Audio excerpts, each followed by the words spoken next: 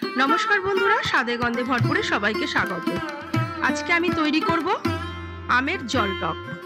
আমের জল টক করার জন্য আমি এখানে নিয়েছি 500 গ্রাম আম। আমটাকে আমি এখানে খোসা ছাড়াবো না, খোসা শুদ্ধই আমগুলোকে কাটবো। আপনারা চাইলে খোসাও ছাড়িয়ে দিতে পারেন। একটা বাটিতে কিছুটা জল নিয়েছি, তার মধ্যে দিয়ে দেব হাফ চামচ হলুদ।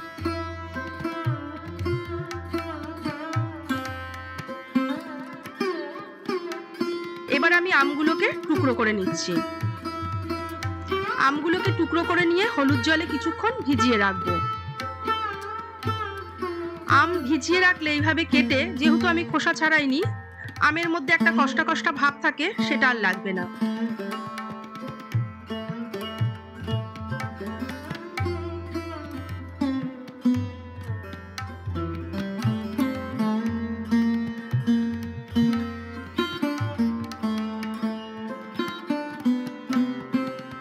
আমগুলো টুকরো করা হয়ে গিয়েছে, হলুদ জলেও ভিজিয়ে দিয়েছি। 5 মিনিট এইভাবে রেখে দেব।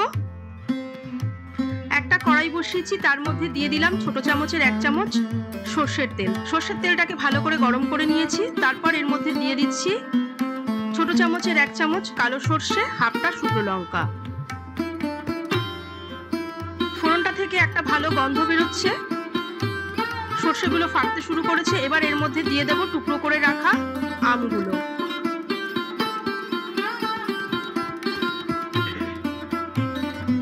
আমগুলোকে দিয়ে আমি মিনিট 2 একটু ভেজে নেব। খুব বেশি ভাজার প্রয়োজন নেই।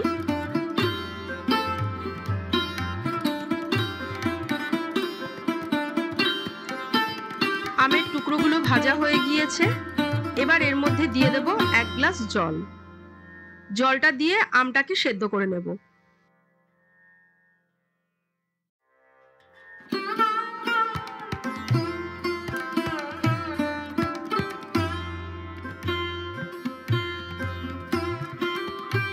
ঢাকা লাগিয়ে দিচ্ছি।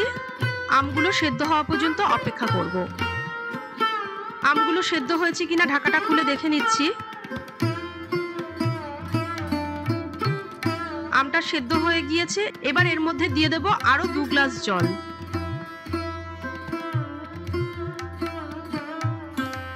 দিয়ে দিলাম পরিমাণ মতো লবণ।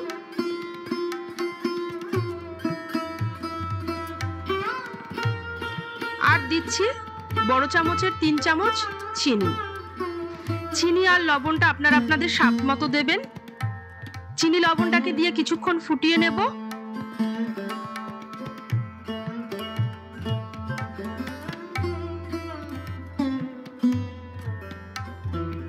এই টকটা কিন্তু খুব বেশি মিষ্টি স্বাদের হয় না, একটু টক টক নোনতা নোনতা হয়। এবার গ্যাসের ফ্লেমটা অফ করে আমি টকটাকে নামিয়ে নিচ্ছি। সার্ভ করে দেখাচ্ছি কেমন হয়েছে।